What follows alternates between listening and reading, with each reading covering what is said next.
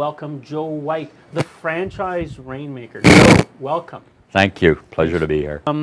We want to talk about a few things today. In particular, we want to talk about young people and franchising. Oh, yeah. Absolutely. Yeah. We want to talk about people who are maybe in jobs and they're thinking, where am I headed? What's going on in my future? Right. And some of the benefits of owning a business versus working for somebody else. I have my thoughts on that, but Yeah. It's all a good plan. Great topics. So let's start off with the notion of young people and franchising. What's happening out there today? I mean, I see young people, seems like they're looking for jobs and they can't find them. Is that what you're seeing? Well, they're finding jobs too, but they're not the kind of jobs that they expected. I mean, as a parent, and we go through these things where we have expectations for our children and their success and where they're going, and we spend a lot of money educating them, right? I mean, oh yes, we do. To do. And what happens is they end up with they end up in jobs that aren't really reflecting all the knowledge or the expertise that you have. I mean, Right. you'll see MBAs driving taxis or things of that nature. And so there's a little bit of a tragedy going on there for families and for mom and dad in those environments as they try to figure out what they can do for their children. And the other thing too that happens, interestingly enough, David, is on the corporate side, there's a reflection that you gotta earn your spurs before you're you're making money. So we're seeing some of that certainly going on. Right. So you could be an MBA, but you have to start getting coffee, like Alberto was getting coffee this morning for us. Even though he's got the skills, probably could run his own TV studio now. Yeah. And how does he get a chance to do that? When does he get a chance? And who's in the way, or who's stopping him from achieving that desire?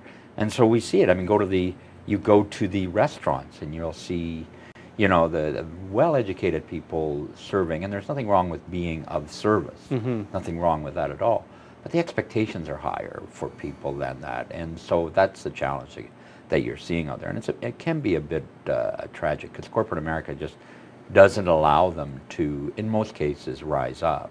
Right. So what options are available for people in that situation? Well, there's a number of options that are available. I mean, they can stay doing what they are and let the career take its path. There's a wonderful story that I can share with you, if I may. It's about a gentleman. I'd love to tell you his name, but I can't. But he was a man I worked with in the United States, particularly, and he had been a key player in a very large insurance company in the United States, key role. And in corporate environment, he himself had made a lot of money, been very, very successful in doing that. And then he came to, and then he had two children. He had two daughters. And I met him, and he said to me after his great success, and he'd left corporate environment, he was running a fund business himself and doing that. And he said to me, Joe, under no circumstances are my children going to work for somebody. He said, not unless, and he did put a caveat to it, not unless they're in the business of learning about being in a business for themselves. Okay. And so, and so what he decided, he said, what we have to do is we have to find them an opportunity. We have to find them something that they can grow equity and value. Now, and he was prepared to put some pretty significant dollars into that to help them do that. And but you don't have to have significant dollars to do that.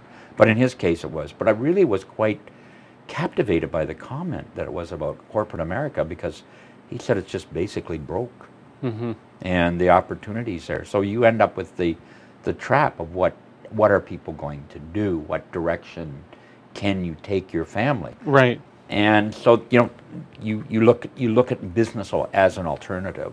And there's some traps with that as well. There's some concerns that parents and things would have. Right. Like, for example. Well, let me say this about the good intention of parents often. Yes. We all want well for our children. That's just the nature. But the child has to have a burn too.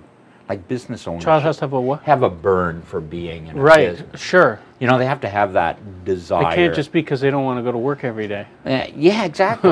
Right. Or my mom and dad will look after me. Or Right. they have to have that drive. But if you have that drive and you know you've got it in your children, then you can foster it and grow it. Mm-hmm. And there's the idea too that comes up with that often they think, oh, well, this would be my life business, so I'm going to do this for the rest of my life. Bad idea too, because it's only their first business. Mm-hmm. Because business, right. I don't know, you, maybe David, maybe you've owned one or more businesses along the way, or many people in their career will do that. So start and think of the education you get. I mean, you can send them to school, get your MBA, and what's that going to cost? Right. Well, so what does it cost? Like, what's the range of pricing to buy a franchise or to help your kids get into a franchise? Hey, real good question, because, you got to be very careful as well in what you're doing in terms of looking. I mean, you can get into some lower end opportunities, but they may not be good quality businesses for yourself. You might find something that $20,000 or $30,000 as an entry fee, right? Basically as a franchise fee. However, you got to remember too, you got to sustain yourself, work through your startup and things like that. So you've got to be very careful about that. But you should be planning for anywhere from 50 to 100,000. And the interesting thing about a young person starting a business is their financial commitments are not as high. They don't have the mortgage yet. Right. And or whatever. And they got to go back to school. So if you think about it, I mean, you could spend that kind of money, but they're going to start getting into cash flow positive situations because of the effort and the energy that are there for them to put into it, to make it grow. So that's all positive, but we got to really watch that situation. That really, I can't emphasize enough, that passion has to be there. That may come later. And the other thing that you'll see parents that want to help their children do that, but they're just, they could end up wasting their money. So that's why they need to get proper advice or counseling on that stuff.